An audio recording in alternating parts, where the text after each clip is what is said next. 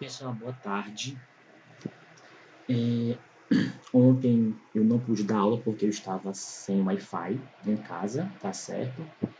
Eu acredito que o coordenador, o professor André Ivo, deve ter conversado com vocês. E eu disse para ele que para compensar a aula de ontem, eu iria gravar uma videoaula com o tema, né, da aula de ontem. E o tema da aula de ontem seria esse: guerras étnico-religiosas e nacionalistas. É assunto que vai cair em prova. Então, eu estou aqui gravando e vou postar no Google Sala de Aula para que vocês possam ter acesso, possam assistir, rever mais de uma vez e estudarem para se prepararem para a prova na segunda-feira, tá bom? Então, vamos começar diferenciando aí, pessoal, guerras étnicas e também movimentos separatistas, tá bom? Eu estou usando as páginas do livro para poder gravar essa videoaula. Acho interessante também para que vocês possam acompanhar o livro, tá bom? Então, as guerras étnicas, né, elas opõem aí povos diferentes, ou seja, povos, né, população civil diferentes, pelo controle do poder dentro de um país. Então, são dois grupos diferentes que lutam para chegar ao poder, para tomar o governo de um país. Já os movimentos separatistas, tá certo? Os conflitos separatistas, eles opõem aí um grupo étnico, um grupo da população civil minoritário e um governo, né, na luta pela independência de parte do território. Ou seja, no movimento separatista, né, um grupo quer a sua independência do governo para formar o seu próprio Estado, né, o seu próprio governo, o seu próprio país, digamos assim.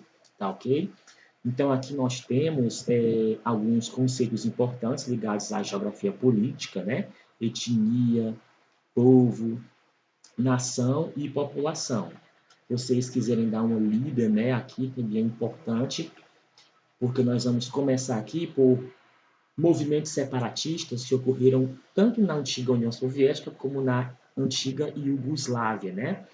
Então, esses conflitos separatistas eles aumentaram principalmente após o fim da União Soviética no ano de 1991. Então, após o fim da União Soviética, teve aí vários conflitos separatistas que resultou em guerras civis, né, na Europa, resultando na morte de milhares de pessoas. Então, na década de 90, né, ocorreu aí a desintegração territorial da União Soviética e também da Iugoslávia, né? Em alguns desses países surgiram movimentos separatistas que foram organizados por minorias étnicas, ansiando a sua autonomia, né, a sua independência, como, por exemplo, os chechenos na Rússia, os ossétios e abcásios na Geórgia e os kosovares na Sérvia. Então, esses movimentos, pessoal, nesses movimentos separatistas, estão associados aí ao nacionalismo, né? Que buscam controlar um território e formar um Estado soberano, tá bom? Tem muitos desses movimentos e guerras e conflitos que houve na década de 90 na Europa, com o fim da União Soviética e da Iugoslávia, né? Foram utilizados métodos terroristas que nós já vimos na aula passada, né? Por parte desses grupos minoritários que queriam a sua independência em relação ao governo central, mas também teve aí ações, né? De terrorismo de Estado por parte do Estado, né? Ou seja, tanto pelo governo russo quanto também pelo governo da Iugoslávia, certo? Então, continuando aqui, né, na antiga Iugoslávia ou na União Soviética, tá bom? A União Soviética, né, era o maior país do mundo em extensão territorial e também era bastante populoso. Era um país multiétnico, né? Várias culturas, várias nações habitando em um mesmo território. Então, era um barril de pólvora para conflitos, né? E contendas. Em 1991, com a fragmentação político-territorial, com o fim da União Soviética, 15 repúblicas que se tornaram independentes aí, se transformaram em um novo Estado, né? E cada um desses países, alguns deles aí, recebia o nome da etnia que habitava o território. Por exemplo, o Cazaquistão quer dizer terra dos cazaques, né? E outros países também. A Eslovênia, país dos eslovenos. como nesse mapa que está aqui. Então, percebam que todo esse território era a antiga União Soviética. E após o esfacelamento, né, do país, em 1991, surgiram aí vários países, né? 15 países, por exemplo, né? Estônia, Letônia, Lituânia, Belarus, Ucrânia, Moldávia, Geórgia, Azerbaijão, Armênia, e está aqui, ó, os países da Ásia Central, que receberam seu nome baseado na etnia que habitava o território. Cazaquistão, terra dos cazaques, Uzbequistão, terra dos uzbeques, Quirguistão, terra dos quirguizes, tá certo?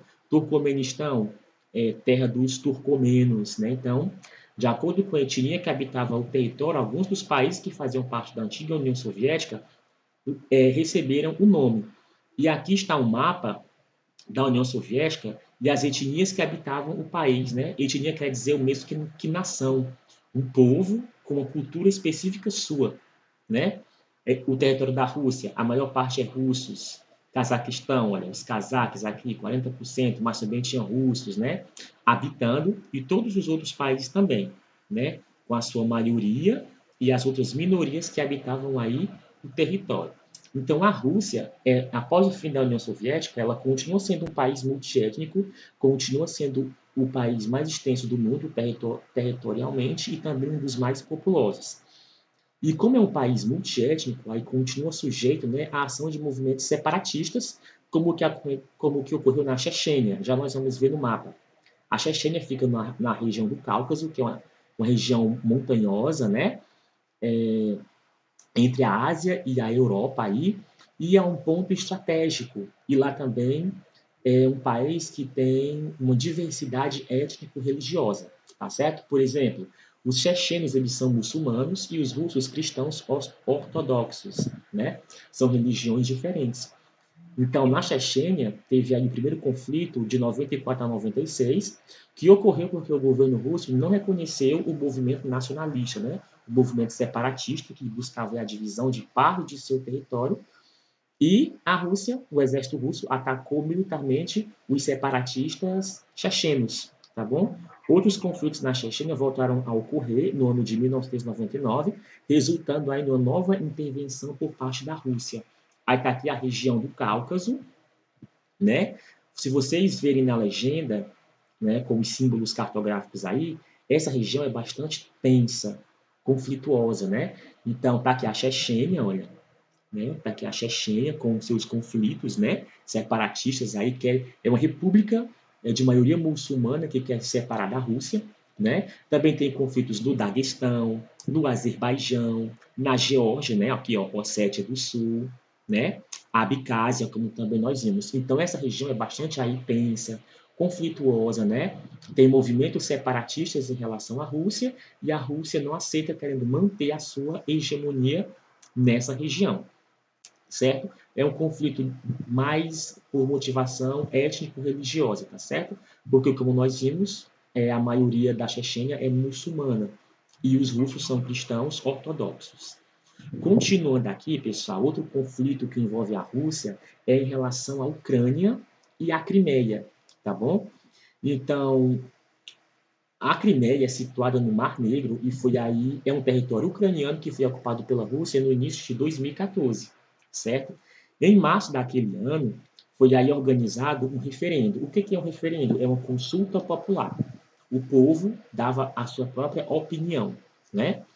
Esse referendo não foi reconhecido por muitos países aí, foi proposto pela Rússia, né, esse referendo, onde a população da Crimeia, que é de maioria russa, deveria aprovar ou não a integração da Crimeia à Rússia. É claro que, como a maioria da população da Crimeia russa, né, apoiou, disse sim a essa anexação da Crimeia à Rússia. Então, 97% votou sim, e em 21 de março, né, de 2014, o parlamento russo aprovou aí a anexação da Crimeia. Esse território da Crimeia pertencia à Rússia até 1954. Só que foi que houve o secretário-geral do Partido Comunista da época, da União Soviética ainda, cedeu o território da Crimeia para a Ucrânia, porque ele era ucraniano, né? O nome dele era Nikita Khrushchev, tá bom? Na época não houve conflito, porque tanto a Rússia quanto a Ucrânia fazia parte da União Soviética, né? não houve conflito, mas com o fim da União Soviética, em 1991, a Crimeia permaneceu aí pertencendo à Ucrânia, né? Embora habitada por maioria de russos. Então, pessoal, é, o, o, até hoje, né, nem a ONU, nem a comunidade internacional, ou seja, vários governos, vários países, reconhecem a Crimeia como território russo. Ou seja, reconhecem que a Crimeia é território ucraniano. Né? A Crimeia é bastante estratégica para a Rússia. Por quê? Porque nessa península se localiza aí uma base naval, né, que abriga a frota russa do Mar Negro e também assegura acesso à Rússia ao Mar Mediterrâneo. Né? Então, além de ocupar a Crimeia, Vladimir Putin, que é o presidente da Rússia, ele apoiou que os russos que habitam a parte leste da Ucrânia, perto da fronteira com a Rússia, né, ele incentivou aí um movimento, digamos, separatista, incentivando esses russos da parte leste da Ucrânia a integrar esse território da Rússia, né? Ou seja, mais um movimento separatista aí, né? Então, após a anexação da Crimeia, aumentou os conflitos no leste da Ucrânia entre os rebeldes que querem anexar essa parte do leste da Ucrânia à Rússia com as forças armadas da Ucrânia. Né? Houve aí conflitos, tá bom? Conflitos esses que se intensificaram, resultando na morte de mais de 6.500 pessoas. Aqui um mapa para localizar vocês, a Ucrânia, né? Essa parte amarela que é a maioria é ucraniana mesmo, fala ucraniano, e esse conflito, além da Crimeia, pessoal, ó, tá aqui a Crimeia, percebam que a maioria é russa, né, na legenda aqui, ó, maioria de russos étnicos, e aqui é a região leste da Ucrânia, habitada por maioria russa que fala russo. Então são dois aí conflitos, né, na Ucrânia em relação à Rússia, tanto a região da Crimeia, que foi anexada pela Rússia, no referendo, no consulta popular que não foi aceita, certo? Aí pela comunidade internacional nem pela ONU, e os conflitos separatistas na região leste da Ucrânia, habitada por maioria russa que quer que essa região seja também anexada à Rússia, certo? Nós vamos passar agora para os conflitos, né, que resultaram no esfacelamento da antiga Iugoslávia. A Iugoslávia foi criada após a Primeira Guerra Mundial com o nome de Reino dos Sérvios, Croatas e Eslovenos. Após a Segunda Guerra, né, com a chegada dos comunistas aí ao poder na Iugoslávia, o país passou a se chamar República Socialista Federal da Iugoslávia. E esse país era organizado, era composto, era formado por 6 repúblicas, sendo que a Sérvia, né, era aí que participava do governo, tá bom? Então a Iugoslávia é um exemplo de outro país multiétnico que se fragmentou de forma muito violenta, pessoal. Teve guerras, né? Então a independência das antigas repúblicas da Iugoslávia foi marcada aí por guerras sangrentas, guerras étnicas, né? Como a da Bósnia, em 1992 a 1995, a do Kosovo em 1999, certo? Então, vamos destacar aqui, ó, Eslovênia, Croácia, Bósnia e Herzegovina, Sérvia, Montenegro e Macedônia. Essas eram as 6 repúblicas que formavam a antiga Iugoslávia. Nós vemos que as religiões, né, do povo que habitava a Iugoslávia eram 3 principais: católicos romanos, os cristãos ortodoxos e, em verde clarinho, os muçulmanos. Então, eram povos com culturas e religiões diferentes. Então, também era um caldeirão aí, era um barril de pólvora para que ocorressem esses conflitos, né? Que resultou aí em muitas mortes, tá bom? Então, o fim do socialismo na União Soviética e sua consequente fragmentação também influenciou as minorias da Iugoslávia a também querer a sua independência em relação ao poder central, que era composto aí por maioria sérvia, certo? Então, nós destacamos aqui as principais religiões, né? Os sérvios, os macedônios e montenegrinos eram cristãos ortodoxos, os eslovênios e croatas cristãos romanos, né, católicos, e os bósnios e albaneses muçulmanos. Então, essa é a diversidade étnica da Iugoslávia, que resultou num conflito intenso, né? Começando em 92 a 95 e tendo o último em 99, que foi no Kosovo. né, região que pertence à Sérvia, tá ok? Então, atualmente, a Iugoslávia não existe mais, porque teve esses conflitos que levou à independência dessas 6 repúblicas, né, que formavam a antiga Iugoslávia. Pronto, aqui tem outro mapa, olha, que mostra a divisão política atual, mas ainda continua a diversidade étnica, né? Eslovênia, os croatas, né?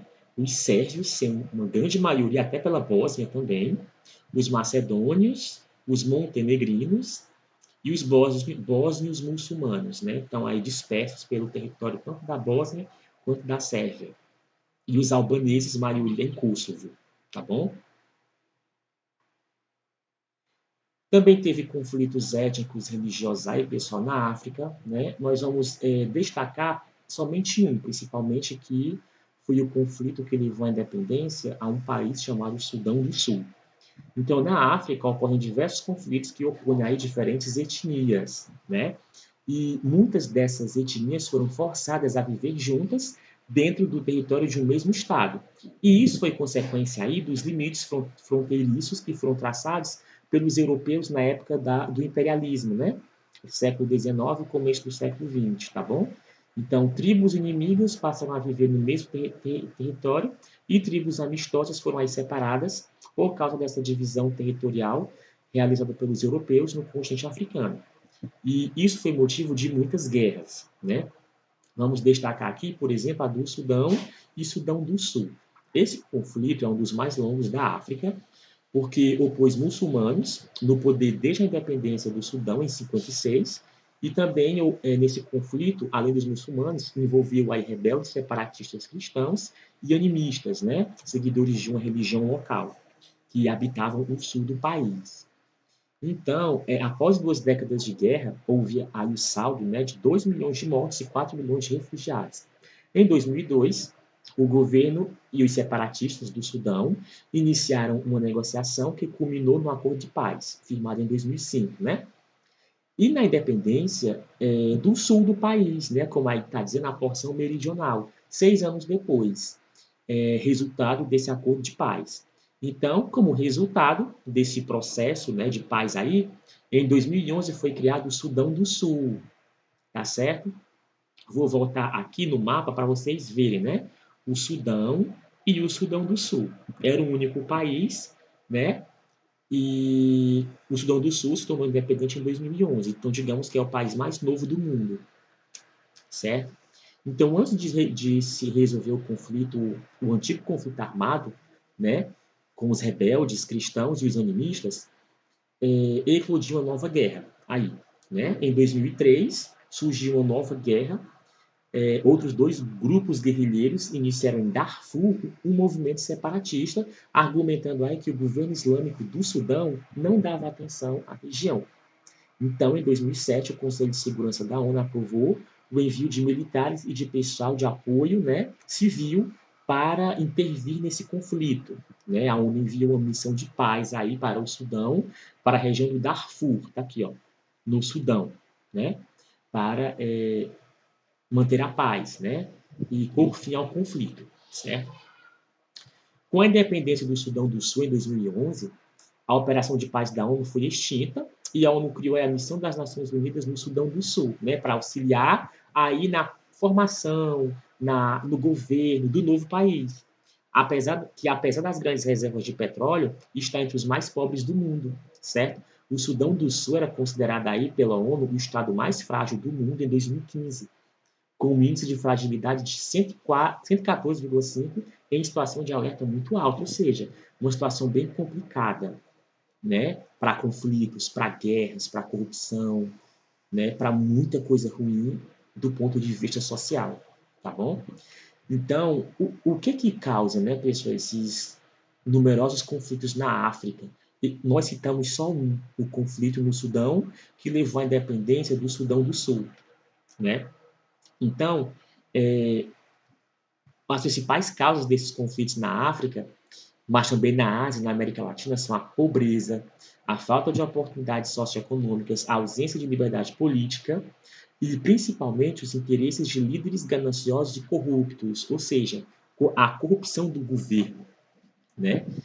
Que se apropriam do aparelho estatal e muitas vezes se utilizam do discurso das diferenças étnicas ou religiosas para atingir seus objetivos político-econômicos, né? Os governantes desses países africanos, que têm muitos conflitos, eles não usam o poder que eles têm para promover políticas públicas que alcancem essa população, mas eles usam do poder que eles têm, né, para roubar dinheiro público, né, corrupção, e também usam como justificativa para esses conflitos as diferenças étnicas e religiosas que existem entre os povos africanos.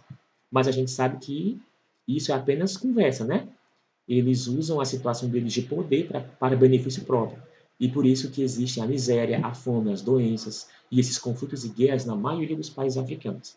Então é bem difícil, né? A situação do Sudão do Sul e de outros países africanos aí que resultam nesses conflitos. Né? Daqui tem uma imagem, né, de mulheres carregando aí alimento, né, cesta básica, que foram administrados por programas de ajuda humanitária, certo? Aí aqui tem um texto, né, se vocês quiserem ler no livro, então pausar e ver o vídeo em seguida, sobre a pobreza é a principal causa de guerra civil. Seguindo, nós vamos encerrar e falar sobre o principal conflito e mais longo conflito étnico, religioso, por questão territorial do mundo, que é o conflito que existe aí entre árabes, né, ou palestinos, e os judeus, né, entre árabes e israelenses, palestinos e israelenses, né, lá na Terra Santa, tá bom? Pessoal, os judeus, certo? Nós conhecemos a história desse povo na Bíblia, ligada ao cristianismo, né? Então, os judeus, ou hebreus, como eram chamados na época do Velho Testamento, eles viveram no território que hoje é chamado de Palestina, certo? Desde a antiguidade até o início da era cristã, esse território chamado de Palestina, Terra Santa, né? Então, na época do começo da era cristã, o território da Palestina era dominado aí pelos romanos, né? Eles expulsaram os judeus. Esse evento da expulsão dos judeus da Palestina pelos romanos, que destruíram o templo e saquearam e destruíram Jerusalém, é chamado de segunda diáspora, quer dizer dispersão, né? Então os romanos expulsaram os judeus da Palestina e os judeus foram aí espalhados por várias partes do mundo, principalmente Europa Central e Oriental. Então, após a longa ocupação romana, né, na Palestina, do século 7 até meados do século 19, a Palestina foi ocupada aí quase exclusivamente por árabes. Então, após a expulsão dos judeus no começo da era cristã pelos romanos, a Palestina foi ocupada, né, por outros povos, principalmente os árabes, tá bom? E eles ficaram conhecidos aí nesse território como palestinos, tá certo? Então, o povo que habitou a Palestina do século 7 até o século 19, todos esses séculos aí foram convertidos ao islamismo, certo? Né? Só que no começo, após a Primeira Guerra Mundial, o território da Palestina passou a ser domínio do Reino Unido, domínio dos britânicos, né? E passou a receber imigrantes judeus, certo? No começo do século XX, tá bom?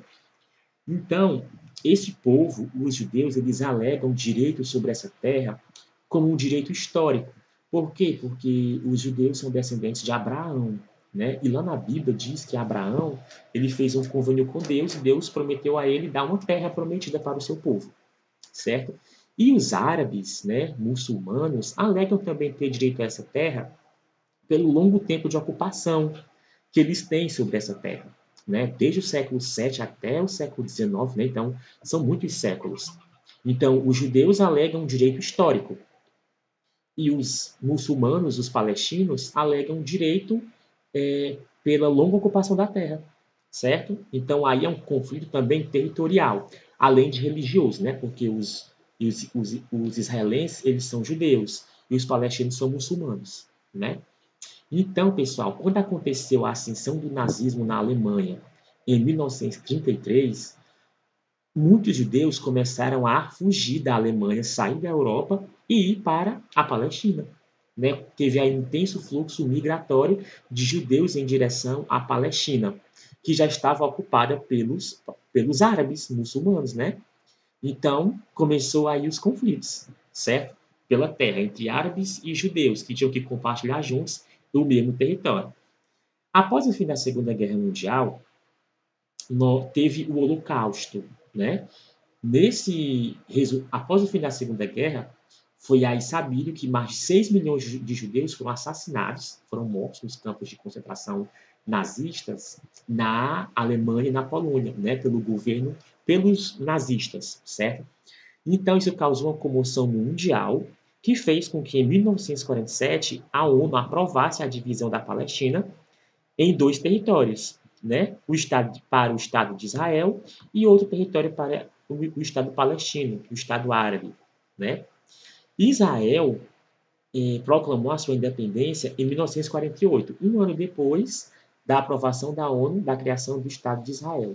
Só que os países árabes vizinhos não aceitaram a criação do Estado de Israel, certo?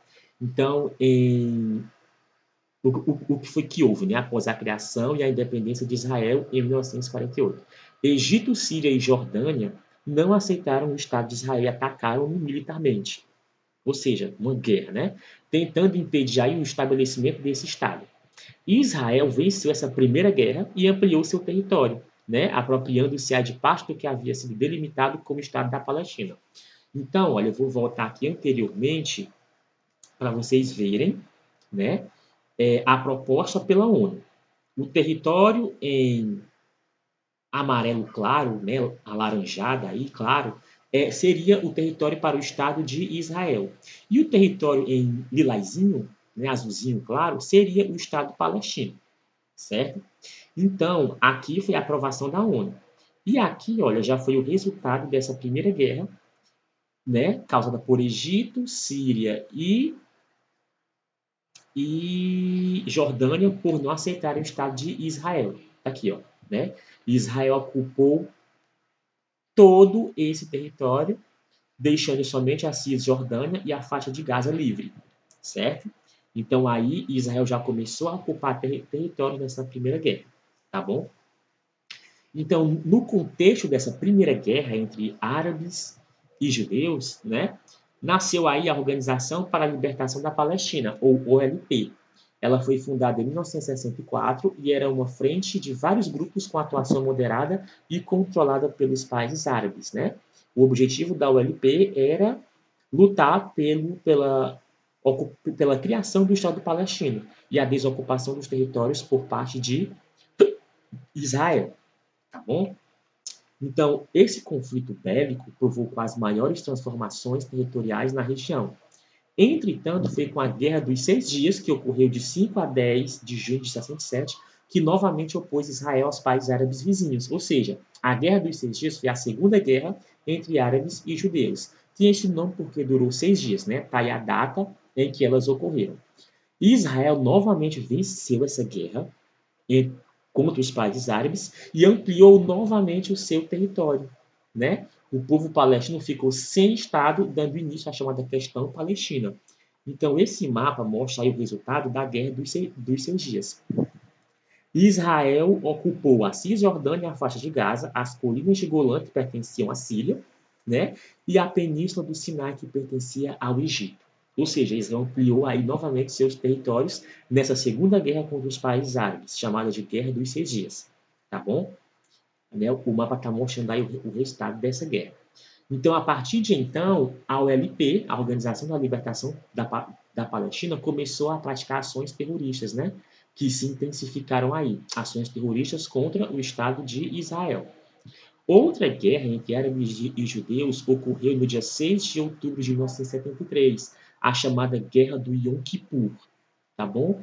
Teve esse nome, essa guerra, porque os árabes atacaram Israel em um dos feriados mais importantes judaicos, o chamado Dia do Perdão, né? Yom Kippur quer dizer Dia do Perdão, é um feriado judeu, então essa guerra ocorreu nesse dia, nesse feriado judeu, e daí esse nome, Guerra do Yom Kippur. Depois de 20 dias de guerra, né, entre Israel e os países árabes, Israel novamente venceu essa terceira guerra, né? Então, o que foi que houve? O presidente do Egito viu que não iria conseguir vencer Israel no campo de batalha, então se aproximou dos Estados Unidos para poder aí buscar um acordo de paz com Israel, né? Então, em 1979, Israel concordou em devolver a Península do Sinai para o Egito, em troca do reconhecimento político e de um pacto de não agressão. Então, o acordo foi assinado pelos representantes do Egito e de Israel em Camp David, nos Estados Unidos, né? Essa negociação aí de paz marcou pela primeira vez o reconhecimento de Israel por parte de um país árabe, no caso, o Egito, né? Além de quebrar a coalizão que existia, que havia lutado, certo, contra o Estado judeu. Ou seja, Egito não estava mais aí do lado de Jordânia e Síria, né, para atacar o Estado de Israel. Então, esse fato, por parte do Egito, levou ao assassinato de Anwar Sadat, que era presidente do Egito, em 1981, durante uma parada militar no Cairo. Quem, né, assassinou o presidente do Egito naquela época foram grupos extremistas, né, que não aceitavam negociar com os israelenses. Então, em 1982, Israel invadiu o Líbano para expulsar os guerrilheiros da OLP, que utilizavam o território do país vizinho como base. Né? Israel teve que invadir o Líbano aí para atacar os extremistas, né, os terroristas da OLP, certo? No lugar da OLP foi organizada uma guerrilha apoiada por Irã e Síria, chamada de Hezbollah, que é um grupo terrorista também atuante hoje naquela região, que passou a atacar soldados israelenses que patrulhavam a zona de fronteira. Em 2002, Israel se retirou do sul do Líbano e o Hezbollah continuou atuando em território libanês, né? Tá certo? Aqui tem uma imagem que mostra, certo? Aí um desses movimentos, né? Então, pessoal, desde o fim dos anos 80, a OLP, a Organização da Libertação para a Palestina, abandonou a luta armada e o terrorismo, certo? Aí na luta contra Israel e na luta a favor da criação do Estado palestino, né? De uma organização terrorista passou a ser aí uma organização política empenhada na construção do Estado palestino, desde a década de 80. Isso favoreceu novas rodadas de negociações, certo? No entanto, a maior pressão para as negociações avançarem veio da intifada, do árabe quer dizer levante, né? Muitos palestinos, usando pau e pedras, passaram a atacar soldados palestinos durante esse movimento, chamado de intifada. Em 93 foram iniciadas as negociações de paz entre Israel e a OLP, com a assinatura dos acordos de Oslo, que ocorreram na Noruega, e culminaram aí no reconhecimento recíproco, tanto por parte de Israel quanto da OLP, e também culminou aí no início do processo de devolução aos palestinos da maior parte da faixa de Gaza e de diversas cidades da Cisjordânia, como Belém e Hebron. Ou seja, começou-se a ter, em 93, um vislumbre da paz na região da Palestina, né? E um vislumbre aí também, por meio desses acordos, da criação de um futuro Estado palestino, por causa dessa devolução de territórios que Israel ocupava, né? Em território palestino, certo? Resultado desses acordos. Em 94, a Jordânia também reconheceu o Estado de Israel, firmando um acordo de utilização conjunta das águas do Rio Jordão. Então, além do Egito, que foi o primeiro país a reconhecer, o primeiro país árabe a reconhecer o Estado de Israel, algum tempo depois foi a vez da Jordânia, né? Culminando aí no acordo pela utilização das águas do Rio Jordão, já que é um dos poucos recursos hídricos da região, certo? Em 2000, Israel ofereceu à ANP, né, o controle integral de Gaza. A ANP é a chamada OLP, mudou de nome aí, tá bom? E também o controle integral, né, de 90% da Cisjordânia. Só que Israel não aceitou que a capital do Estado palestino fosse Jerusalém Oriental, né? Nem que os refugiados que viviam nos países vizinhos retornassem como pleiteavam os palestinos. Então, pessoal, Jerusalém é um polo de discórdia também. Jerusalém é uma cidade que tem aí territórios sagrados para cristãos, judeus e muçulmanos. Então, é um ponto de discórdia intensa a questão de Jerusalém, né? A ANP recusou essa oferta de Israel, né? E Israel retomou a instalação de colônias na Cisjordânia para inviabilizar a devolução desse território, como tinha sido acordado. Em consequência, eclodiu a segunda intifada. Novamente, a população palestina, com paus e pedras, passaram a atacar soldados israelenses, né? E, ao mesmo tempo, também se intensificou as ações terroristas por meio dos grupos palestinos ligados ao extremismo islâmico, né? O Hamas, a Jihad Islâmica e Brigadas dos Mártires de Al-Aqsa passaram a promover novamente ataques terroristas contra o exército, contra soldados e a população civil israelense, que passaram a cometer ataques suicidas em território israelense. Em resposta a esses ataques terroristas e à intifada, o governo israelense iniciou a construção de uma cerca de segurança isolando comunidades judaicas e palestinas, certo?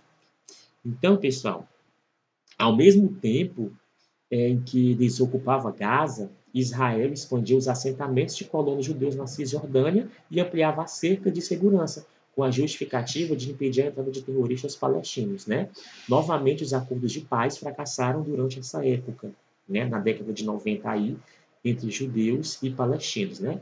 A cerca construída por Israel na Cisjordânia era para barrar a entrada de terroristas, né? E os palestinos temiam muito que essa cerca viesse aí a formar o limite entre Israel e um futuro Estado palestino, tá bom? Então tem sido muito difícil, né, um acordo de paz nesse longo conflito entre Israel e os palestinos desde a década de 40, né, quando foi criado o Estado de Israel, aí aprovado pela ONU, até hoje, né? Então tem sido muito difícil porque tem radicais, né, tem grupos radicais dos dois lados que tentam boicotar esse acordo. Do lado dos palestinos, tem organizações aí que promovem ataques terroristas, como que nós já destacamos, o Hamas, a Jihad Islâmica e as Brigadas dos Mártires de Al-Aqsa, né? Esses grupos são contrários a qualquer concessão a Israel e acreditam que os judeus devem ser expulsos da Palestina, tá bom?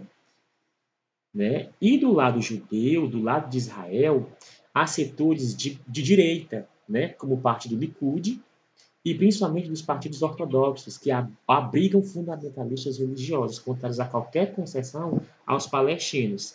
Então, esses setores, né, de Israel acreditam que a terra prometida, a região da Palestina, pertence exclusivamente ao povo judeu, justamente por aquilo que eu falei no começo, né? Por ter sido uma terra prometida por Deus a Abraão e a sua descendência, o povo judeu. Eles também são contrários, por exemplo, à retirada dos colonos que vivem em Gaza, na faixa de Gaza, e na Cisjordânia, em territórios já oficialmente devolvidos por Israel aos palestinos. Outra coisa, pessoal, que causa uma desigualdade nesse conflito é que a capacidade militar de Israel é muito superior à dos palestinos. E a retaliação às agressões de militantes dos grupos palestinos quase sempre fere e mata muito mais civis desse grupo. Se vocês forem acompanhar os jornais, né, porque recentemente, no mês passado, teve aí uma retomada desses conflitos, né? O Hamas passou a enviar foguetes em direção a Israel, né? E Israel passou a contra-atacar. E o resultado é, morrem mais civis palestinos do que judeus, certo? Devido à força militar de Israel ser maior. Esses dados são mostrados nessa tabela aqui, né? Olha, vítimas, Gaza e o local, Gaza, Cisjordânia e Israel. Se vocês forem ver, ó, mortos pela Força de Segurança de Israel, olha a maioria em Gaza, território palestino, Cisjordânia também. E olha quantos mortos em Israel.